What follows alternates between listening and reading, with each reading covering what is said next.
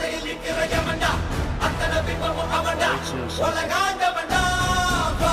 வந்து கோவிண்டா குத்திர ரத்தமும் வருண்டா குத்துற கொம்பனு எவன்டா கொடி போன்ற